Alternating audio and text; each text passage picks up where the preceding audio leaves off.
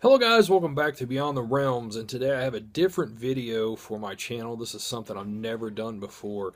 I'm going to talk about my top 10 favorite books that I've read in 2014. And in case you missed my update video I did, I was talking on there about why I haven't had a whole lot of videos lately. And, one of the big reasons why is because I haven't been watching a whole lot of new movies or, movies that, I feel like I could review, that haven't been reviewed 1,000 times. And one of the big reasons why is because this year I have been reading books like crazy. I've always read them, but this year I've read more than I've ever read. I'm up to like 33 or 34 books. And, I've read a lot of amazing stuff this year. Now, none of the books I've read have been new books from this year. Actually, I don't think any of them actually came out this year. So this is just, all inclusive. Any year, it's just my top 10 out of those 33, 34 books that I've read. And I'm going to do a couple runners up here of books that could have made the top 10, but not quite, but they're still awesome. The first runner up is The Lion, the Lamb, and the Hunted. This is a really awesome detective crime novel book, which, I went through a big kick this year of reading a lot of those types of books.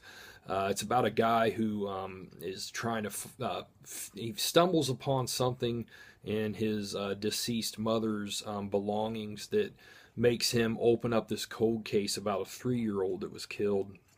Very fast-paced, awesome book. If you're into crime novels, I highly recommend checking it out, guys. It's a really, really good book. Next up, second runner-up, Anne Rice's Interview with a Vampire. Man, what a great book. And the thing that I always think about when I think about this book is how elegant it is written. Her writing is just great, and I can understand why people wouldn't like it. And some people would think it's over, it's over dramatic, it's melodramatic or whatever. But I thought it really, really worked. Such a great novel. And after reading this, I went on to read more of the Vampire Chronicles, as you will see briefly. So to get to the official top 10. Coming in at number 10 is Choreography, the Corey Feldman biography. Such a really, really good book that gives you all kinds of insights, not only into his life and a lot of the struggles that he went through. Everybody knows about, his much publicized drug habit and drug problems he's had. But man, this guy really had a crazy life with some really warped parents, especially his mother. But on the good side, it goes through a lot of those old classic films that I'm sure most of you like me grew up watching. Tells you a lot of behind the scenes stuff. Just a very good biography. I was really surprised how good this was. Coming in at number 9 is Anne Rice's The Queen of the Damned. This is the second book, or no, yes, no, the third book in the Vampire Chronicles. Really, really good, man. Just awesome. And there was a movie, of course, of this made. But this book is just so much better. You can't even talk about that movie. Such a great book, and the Vampire Chronicles is told from several different perspectives. I really like that. It really gets deep within the mythology and, tells you all throughout history, clear back to the very first vampires all the way up to modern times. And just very, very excellent book, guys. Coming in at, let's see, this one I believe is number 7. Yes. No, this is number 8. Coming in at number 8 is Eric Bischoff's Controversy Creates Cash, which this was the first book that I read this year. And this book is fantastic for any fan of wrestling.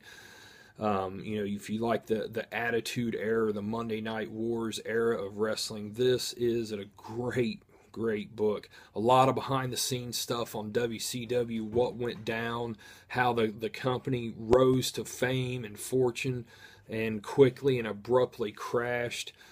Just very, very good book. Bischoff tells all kinds of really great stuff in this. I was just absolutely hooked on this book. Number 7 a sci-fi novel from Daniel Suarez entitled Damon. This book is without a doubt one of the great modern sci-fi books that I've read. Just a fantastic novel, high-tech thriller. It's all about basically this computer virus that just takes over, and it's basically going to take over the world. It's almost like a new take on,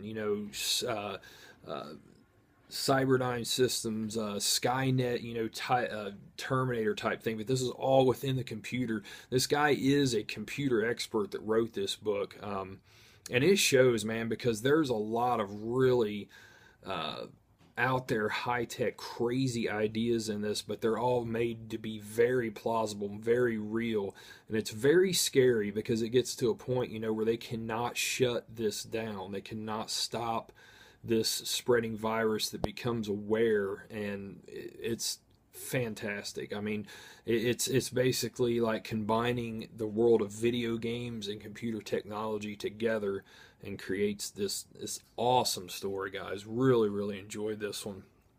And that one easily could have been placed a lot higher. Number 6, another wrestling biography, and I couldn't find a better cover than that, but that's not the actual cover that I had in my book. But Bret the Hitman Hart's biography, man, what an awesome book. I think this book was like 600 pages long. But, I've always really respected Bret the Hitman Hart, but after reading this book, oh man, I just got a lot more respect for him. There's all kinds of stuff in this book behind the scenes and stuff I'd never known before.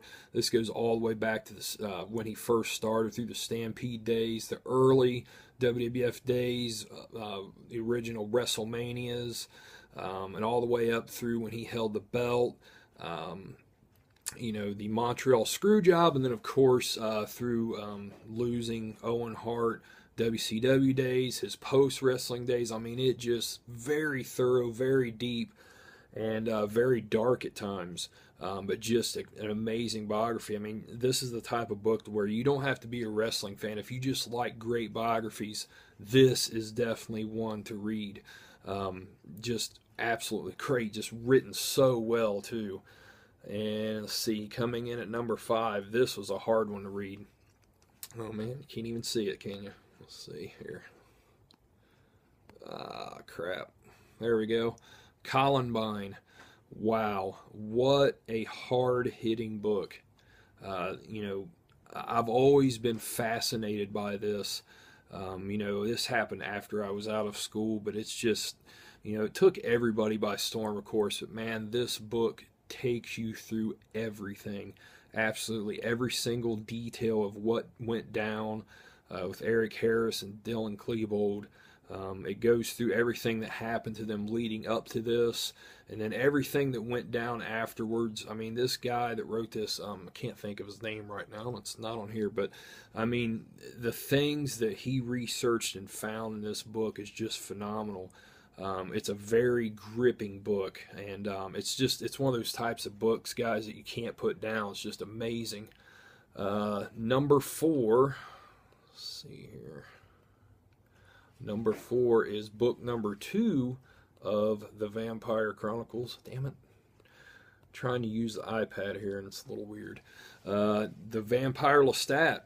Wow, what a book. I mean, this book here, Vampire Lestat, he is a real, asshole in Interview with the Vampire, but in this, he's totally different because it's told from his perspective. He's a very kind of pompous guy, but he just doesn't take the status quo for how he should be, and he doesn't care. I mean, he's carving his own path, and it pisses off all the other vampires. And in this, he becomes this rock star, and that's also in that Queen of the Damned movie. But man, just like I said, forget that movie compared to this. It's really awesome. Just an amazing book, guys. I mean, it's definitely one of the top books, and this puts him right up there with Dracula as one of the best vampires ever written. Anne Rice just has such a depth to the Vampire Chronicles, and it just comes off so real. I mean, it comes off as as a work of nonfiction rather than fiction with how deep she wrote this whole thing. Number 3, this book really took me by storm. Gillian Anderson's Gone Girl. This is a book that I had no interest in reading whatsoever. But when I heard of David Fincher's movie, it made me look into this a little bit more, and I thought, man, that does sound kind of cool. I read this book in a day and a half, and it's like a 500-page, 450-page, 500-page book. I couldn't put this down. This book just gripped me and took over my life for a couple days. I could not stop. It's absolutely fantastic. This book is geniusly and expertly written. Gillian Flynn's style is just so... I love the way she writes. This is about a guy whose wife comes up missing. They've been married. She comes up missing right on their wedding anniversary. He's being blamed for it even though he didn't do it. And you really can't say a whole lot about it past that, but this book is not what it seems how it starts. Like some people struggle through the first half of this book. I didn't at all. Several people I know that read it didn't either. But when it gets to the second half of this book, it completely does a 180 and totally changes, and it becomes an insane, crazy, just absolutely psychotic book through the second half. It's just has so many holy shit moments, guys. I cannot recommend it enough. That's Gone Girl. Coming in at number 2, Stephen King's 11/22/63.